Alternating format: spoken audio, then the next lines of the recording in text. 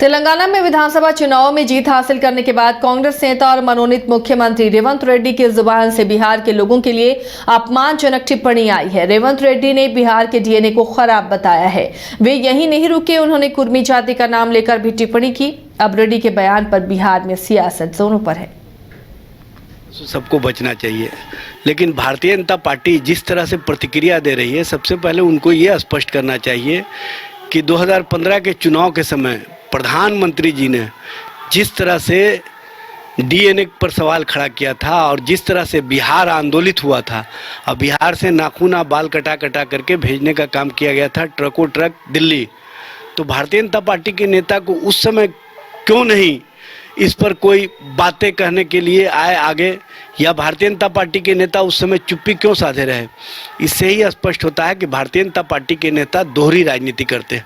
Bharatiya Janata party के नेता को स्पष्ट करना चाहिए कि प्रधानमंत्री जी के उस वक्तव्य पर जब पूरा बिहार आंदोलित था तो भारतीय जनता पार्टी के नेता खामोश थे। सबसे बड़ी बात यह है कि इस तरह की भाषा चाहे किसी भी पक्ष से हो, ये उचित नहीं है और ऐसी भाषा से सबको परहेज करनी चाहिए।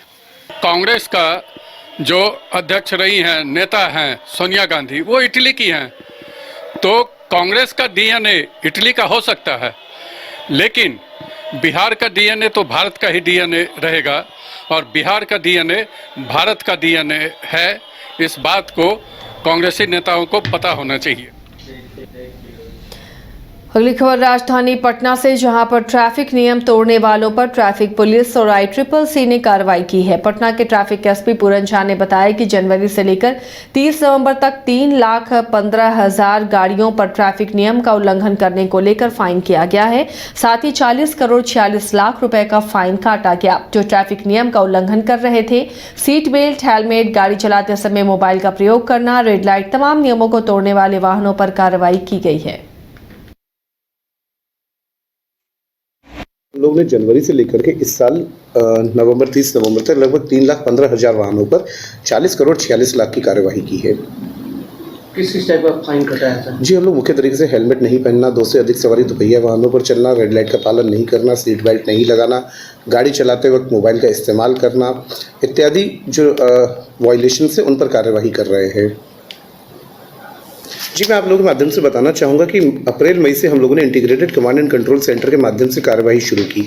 कार्रवाई शुरू करने के बाद देखा गया कि इनिशियल महीने जून में हाईएस्ट आंकड़ा था, उसके बाद जुलाई, अगस्त, सितंबर में इन आंकड़ों में कमी आई है। पुनः हमने कुछ नए स्थानों पर ICCC के माध्यम से कैमरे लगाए हैं, इसलिए फाइन में कुछ वृद्धि हुई है।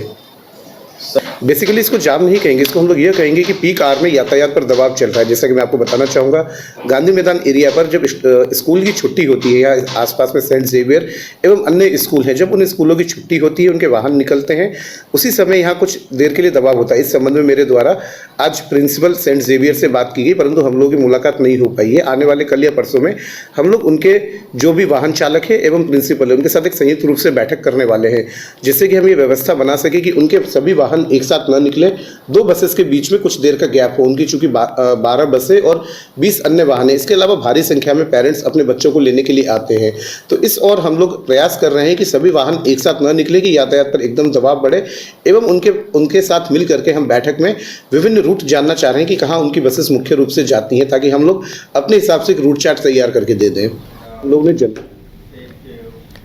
कांग्रेस MLC समीर सिंह ने कहा कि सुशील मोदी सिर्फ बयान देने के लिए ही जाने जाते हैं और मुझे लगता है कि पूरा राजनीतिक करियर में सुशील मोदी सिर्फ अपने बयानों के लिए ही जाने जाते हैं। उन्होंने कहा कि सुशील मोदी को पता होना चाहिए कि अभी कुछ दिन पहले कर्नाटक और हिमाचल में जीते थे, उस समय उनका बयान कहां चला गया था। वहीं 3 राज्यों में कांग्रेस की हार की वजह पर कांग्रेस MLC समीर सिंह ने कहा कि 3 राज्यों में बार को लेकर केंद्रीय समिति की एक बैठक होगी और वहां मंथन किया जाएगा। काम कांग्रेस पार्टी की सरकार कर रही थी, जनहित में कर रही थी, इसके बावजूद भी हम हार गए, तो कौन कौन पक्ष हो सकता है, कौन कौन सा कारण हो सकता है, इस पर हम लोग अध्ययन करने के बाद ही कुछ बोल सकेंगे। और इस पर सभी लोग गंभीर हैं और अभी हम हारे हैं, लेकिन 2024 आते आते स्वाभाविक रूप से हमारी स्थिति में निरंतर सुधार हो जाएगा। और इस बीच में जो कहीं 1% का, कहीं 2% का जो वोट का अंतर है, उसको हम सिर्फ बराबरी पर नहीं ला देंगे, बल्कि उससे अधिक पॉपुलैरिटी हमारी बढ़ जाएगी। क्या लगता है ये जो राहुल गांधी का जो भारत जोड़ो यात्रा था उसका इम्पैक्ट नहीं दिखा इस चुनाव में? नहीं, जो नतीजा आप लोग के अनुकूल नहीं अगर है? इम्पैक्ट नहीं दिखता तो दक्षिण भारत में तेलंगाना में राहुल गांधी जी या प्रियंका गांधी जी 2 ही स्टार प्रचारक थे। यही लोग घूम घूम के वोट मांग रहे थे, कांग्रेस की नीतियों का प्रचार कर रहे थे। तो वहाँ तो यात्रा का असर पड़ा ही है, ऐसा नहीं है कि यात्रा का असर एक तरफ है। और भारतीय जनता पार्टी जिस तरह से प्रचार प्रसार के जरिए आवाम को गुमराह करने का काम करती है, तो ये सब अलग चीज़ है।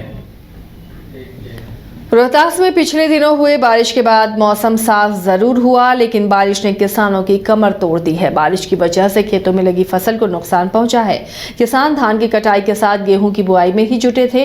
बेमौसम बारिश ने किसानों की खेती पर ब्रेक लगा दी। किसानों का कहना है कि बारिश के कारण खेतों में हार्वेस्टर फंसे हुए हैं। कहीं कहीं खेतों में बारिश और हवा से धान की फसल गिरने से नुकसान हुआ और अब बारिश से रबी की फसल की बुआई को भी नुकसान पहुंचा है, जिससे किसानों को खरीफ और रबी दोनों फसलों को नुकसान पहुंचा है।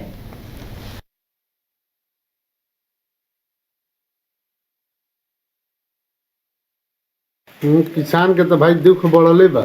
बुनी पानी पड़ता, सब फसल खराब हो गई, गेहूँ भी नुकसान बा। एमे सरकार के कुछ देवे लेवे के चाही, किसान आदमी मरत अड़न। सब धान अभी खेते में बा, कुल धानो सड़ता हो गई। धान के खरीदार भी कोई लेवे वाला नहीं, खरिहान में गिरल बा, कैसो तोपता फोता, वो कोई पूछे वाला नहीं, कौनो रेट में भी लेवे वाला कोई तैयार नहीं के। हमनी के किसान आदमी मरत नहीं जा। बुआई भी भइल बा तो कुल सड़ गई।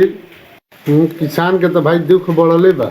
बुनी पानी पड़ता, सब फसल खराब हो गई, गेहूँ भी नुकसान बा। एमे सरकार के कुछ देवे लेवे के चाही, किसान आदमी मरत अड़न। सब